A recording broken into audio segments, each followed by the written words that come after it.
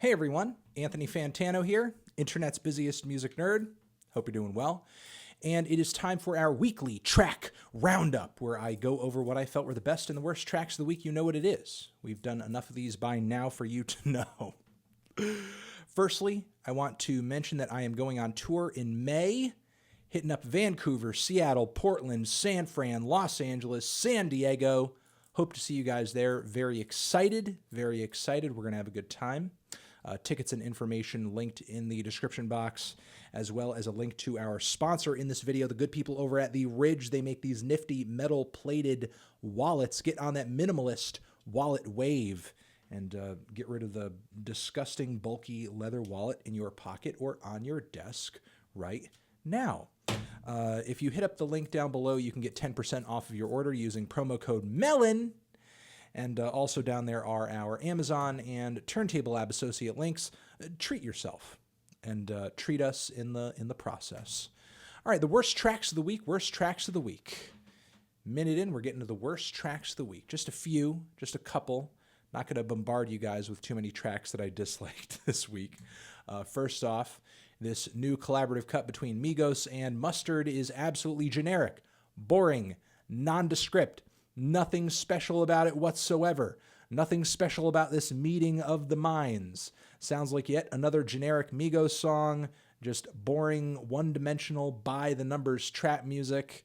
I have no idea how they're continuing to drop this stuff, and people are like, wow, whoa, a new song? Yeah, it just sounds like every other track that they do. It's getting boring.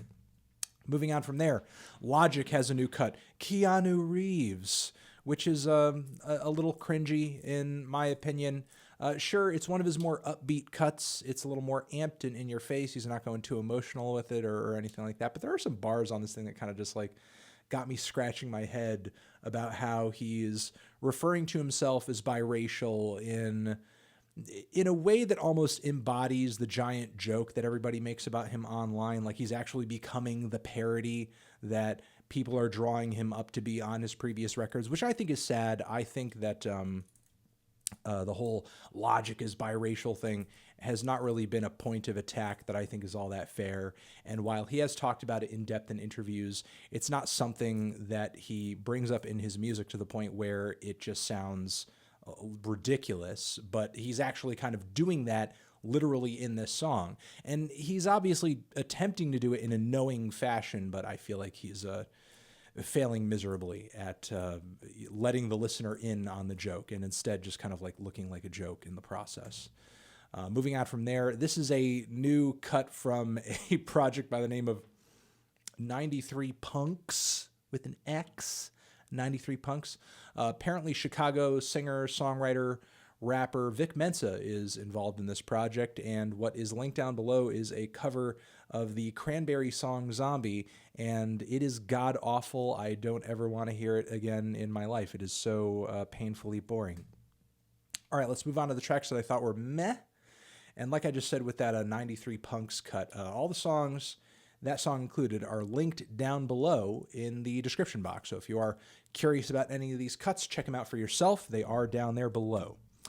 All right, next, YNW Melly, new cut out featuring Kanye West, which I gave a full-length review on the Fantano channel. Kind of like the sweet auto-tune chorus. It is really catchy. It's pretty compelling, but everything else about the track is generic by auto-croon standards, in my opinion. Moving on from there, the drums, the kind of poppy, indie poppy, post-punky band, the Drums have a brand new cut-out record on the way. The name of this new song over here, let me refresh my memory, is Body Chemistry. And yeah, it's kind of sweet. It's kind of jangly. It's got a peppy beat to it. It sounds quaint and just very sweet and cute, like the way that good indie rock tends to be. You know, very, very by the numbers. However, I think that's a bit of an upgrade from the band's last record, which I think was a bit of a mess, in my opinion.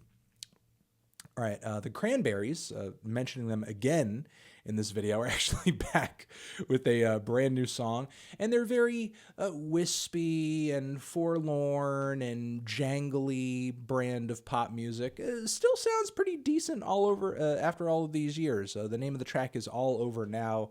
Sounds like for the most part they still kind of got it, and slightly intrigued about the new record. I'll say slightly intrigued. Moving on from there, Tanya Tagaq, whose name I hope I am pronouncing correctly, Canadian musician, has a new track, a new record on the way. The name of this new cut over here is Snowblind. If you're unfamiliar with Tanya's music, it's a mix of piano music and some art pop and throat singing as well. You may have heard her contributions on Bjork's legendary Medulla record, which I talked about at length in my worst to best Bjork video. And I'm usually not that crazy about her music, and obviously I'm not too won over by this track because the combination of throat singing and art pop does still kind of sit a little weirdly for me, but I thought there were a lot of interesting passages to this cut. So, if you're new to throat singing, it's not something you've paid a whole lot of attention to, and you do like your art pop to lean a little bit more to the art side than the pop side, give this thing a shot. It is an intriguing track. It is a mystical, dark, intriguing track. Moving on from there, Pup has a brand new cut out titled Kids, the indie rock and pop punk outfit Pup. And it's not bad. It's a very verbose, very narrative dense, very wordy cut from the band with just some somewhat jumbled choruses, but fun, sweet melodies and guitar riffs. It's a pretty cool cut. Certainly sounds a bit more lively and unique than what the band was delivering on their last full-length record. I will definitely give it that. This is the cover art for the brand new Panda Bear track Token, which I will say sounded a lot better than the weird aquatic last single that Panda Bear came out with. Such an awful cut, in my opinion. This was a lot more palatable, seemed to have a stronger pop sensibility to it, while still being kind of alternative and psychedelic like many Panda Bear tracks usually are. I thought the vocal performance on this cut was pretty decent as well, and the song is attached to a very strange and awkward music video featuring Mr. Dean Blunt unhappily taking part in a series of activities at like a carnival or a fair, like riding rides and playing games and stuff like that. So it's pretty entertaining. Next, South African artist Nakhane has a brand new, bright and vibrant new alternative pop track out featuring ANOHNI. And it's a banger. The vocals are a bit overwrought and very heavy. It's some very strange and very loud vocalizations all over the track. It's very powerful. They just do not let up a lot of the time. However, the song, again, is very vibrant, is very uplifting. I think definitely hits a point of supreme passion. If there's anything that kind of makes this song stick out, it's definitely that. Moving on from there, moving.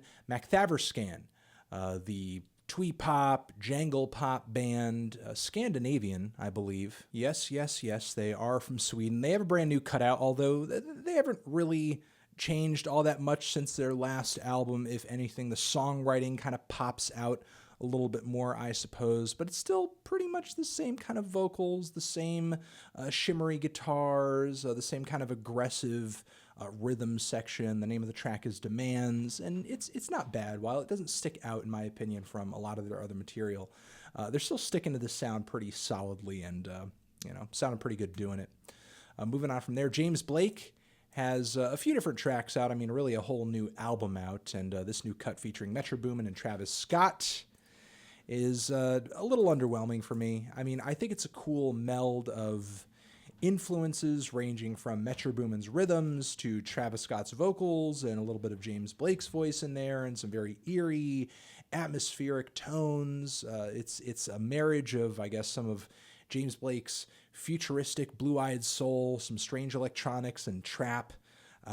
While it all sort of functions, I wouldn't necessarily say the track pops out as being particularly exciting or special, I guess. But, I'm not that crazy about it, but that does not mean that I'm not crazy about the rest of what is on the album. In fact, I do think it kind of goes up pretty significantly from there. The track I did not mention is named Mile High. Moving on from there, Health has a brand new single out. They've been dropping a lot of songs as of late, and this is one of the few tracks, if not the only track in this recent album promo cycle that didn't actually have a feature on it. 1999 is the name of the cut, and it's got kind of a heavy electronic pop, but also industrial vibe to it. It's pretty dark, and the vocals are pretty eerie. I wouldn't say it stood out to me as one of Health's best songs or anything, but I do like the mix of influences going on in the track. Gauche, which I'm not sure if I'm pronouncing that correctly. This is a group that is entirely new to me, so I apologize if that's the case.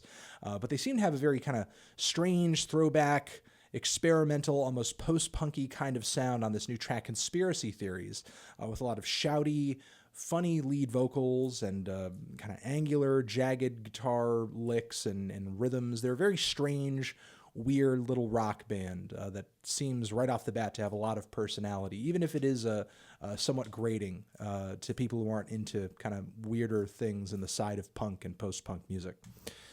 Moving on from there, Future has a brand new cutout on his album featuring Travis Scott. Travis Scott has 2 features in this video with James Blake, one with Future.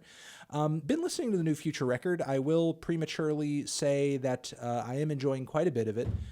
This Travis Scott cut, however, was not one of them. In my opinion, I thought the song was just okay. It sort of suffers from the same problem that a lot of Travis Scott featured songs suffer from, and it's that his presence and typically the tone of the production, which does shift usually when Travis Scott jumps on a track, usually ends up turning the song in such a way where it just literally sounds like a Travis Scott song, but with the main artist featured rather than the other way around with Travis Scott being featured. It really just kind of sounds like a Travis Scott song with Future on it. Which, I don't really need another one of those in my life. 3,500 is amazing enough, but I digress. So track was okay. Far from my favorite on The Wizard. Far from. And Daphni, a.k.a. Caribou, has a brand new lengthy mega mix of Michael Jackson's Thriller out on Bandcamp, which actually came together pretty well. It was a fun little remix. Loved that little disco loop pulled out of the track, and it's a pretty fun progression of funky loops and beats. Also, Ariana Grande's 7 Rings. The big to-do this week has been, oh my God, Ariana Grande is ripping off so many people in her new song. And yeah, she pretty much is. She ripped off quite a few ideas on this track. I don't doubt it. But this track is essentially Ariana Grande trying to go a little hip-hop, a little braggadocious, a little mega materialistic on this new cut over here. So she's kind of stealing a lot of ideas from other rappers on this cut to, sort of go a little flashy, I suppose, on this song. It's okay. Not as compelling as a lot of the ballads off of her new full-length album, in my opinion. And also, Karen O and Danger Mouse have come together on a brand new track titled Woman. And, it's all right. I'm not all that crazy about it. I mean, Karen O's vocals are certainly explosive and passionate, and it almost feels like the old Karen O is back in a way. But Danger Mouse, however, I feel like the production he brings to the table is just super, super safe and bland. I mean, if Karen O's music and the Yeah Yeah Yeahs created excitement with anything, it was also really great instrumentals, instrumental backdrops. And to me, this just sort of seems like a watered down, ultra commercial take on a lot of the more underground and rough and wild indie rock that was coming out of New York in the 2000s. All right, let's move on to the tracks that I thought were the best this week, the best tracks this week, the ones that won me over the most. We had quite a few meh tracks this week, but these ones are the ones that really won me over. Starting off with this brand new cut from Shu Shu, Pumpkin Attack on Mommy and Daddy, which is maybe one of the weirdest titles of any Shu Shu song ever. And it's just as freaky as the last Shu Shu single, too. I love that Shu Shu are really kind of going back into weirder and stranger territory. The pulsating beats, the tense lead vocals, the noisy loops and samples placed throughout the track, too, are really menacing and weird as fuck. Maybe it's a little bit like, hey, try hard art school sort of thing, but it is produced really well, and in a lot of ways it is pretty harrowing and very heavy and very dark. Moving on from there, over here we have a brand new single from Wiseblood, an artist that I've never really been that crazy about in the past. Her songs mostly to me have come off a little bit like just wallpaper, just backdrop stuff, not too heavy, not too demanding or anything like that. But this ballad over here on the song Andromeda is actually pretty beautiful, pretty incredible. Liking the mix of old school vocal pop and contemporary art pop on this new cut over here. Her vocals are just particularly good. The production is very beautiful and pillowy. Loving it to bits. Moving on from there, the Killers have a brand new cut out titled Land of the Free, and they really kind of get their Springsteen on with this new song over here in a lot of ways. I mean, not only just generally with the sound of the track, but also Brandon Flowers' voice and just the theme and the story of the song too, because I feel like back in the day, Bruce used to get to the heart of America's shortcomings and what philosophically at the time of records like Born in the USA, sort of made the U.S. Less ideal than, the hype might lead you to believe. And I feel like the Killers are effectively getting to the heart of that on this brand new cut over here, but obviously facing down a lot of the issues societally that we're facing currently, issues thrown onto us by the current administration and so on and so forth, none of which you probably need to have explained to you again. But, I feel like this song is not only a beautiful track, but it also kind of sums all that together really well. Moving on from there, Tamaryn, an artist who previously also I've never really been all that crazy about, comes through with a very hard-hitting, and I can't even really explain it fully genre-wise, but it is a great tune, and what really kind of won me over with this track is basically the vocal performance and the passion coming off of it. I mean, the title of this new song over here, new record, Dreaming in the Dark, the name of the song is Fits of Rage, and while it is a track that has a strong pop appeal to it, I will say that Tamaryn's vocal performances do a great job of embodying that title. It is a really gripping track, again, with some powerful vocals on it. Moving on from there, Spelling, a project that I mentioned in a previous Why You Know review, because I liked the weird, alternative, almost witchy synth pop quality of the music, but I found some characteristics of it to be kind of awkward. However, even though some of that does remain on this new cut over here titled Under the Sun, I did find this song to be a lot more solid. Even if it is kind of lengthy and it works in multiple phases, I think the synths are really cool, and again, eerie, witchy quality about them, something kind of lo-fi and weird about it. The vocals are something that really kind of pulls you in a really nice way. If you could take a synth pop and kind of dive it down to its weirdest and most amateurish and almost ambient, dark ambient-ish depths, then maybe you'd start approaching something that sounds like Spelling. Again, name of the track is Under the Sun. It's pretty cool. Moving on from there, an artist by the name of Methyl Ethel, Trip the Mains is the name of this new cut over here.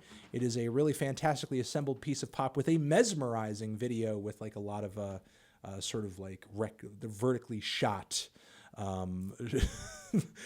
video clips of the main brain of the project kind of falling backwards onto a bed. It's a very strange little visual art piece connected to a very compelling piece of alternative pop with a great chorus to it, a really good chorus on this track. I like it quite a bit.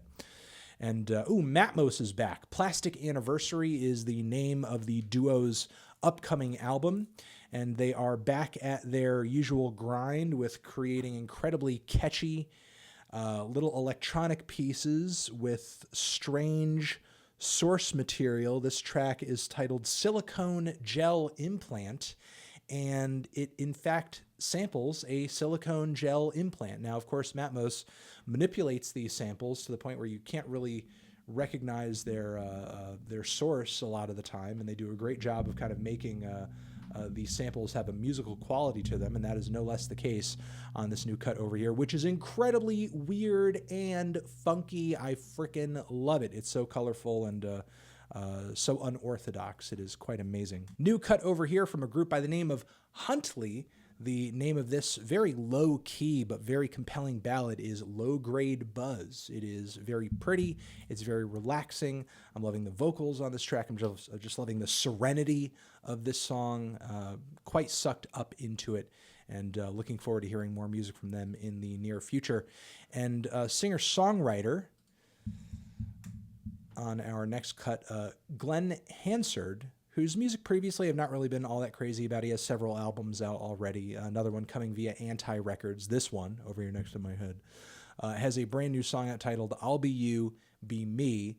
And it's got some elements of indie and singer-songwriter in there, and maybe a little, maybe you call it like noisy, lo-fi-ish Baroque with the building, just a very chaotic but beautiful instrumentation kind of flowing throughout the track. Very tense progression to the song, I'll say, and even though the vocals are pretty quiet, there is a kind of a quiet, tense, compelling, sticky, pulls you in kind of madness to it that I like quite a bit. So give this track a shot as well. And that is going to be it for this weekly track roundup. Thank all of you for watching. Hopefully you got some good recommendations out of this one, and I will catch you guys again in a weekly track roundup exactly a week from now, because that is what we do. That is the schedule that we're on. Remember, once again, link down there in the description box. We have our tour coming up in May. Get tickets while you can. Buy them, buy them, buy them. Pre-sale is available. Would not want you guys to miss the show if you wanted to see it. And again, shout out to our sponsor, good people over at the Ridge Wallet. All right. Love you, love you, love you. Anthony Fantano, weekly track roundup forever.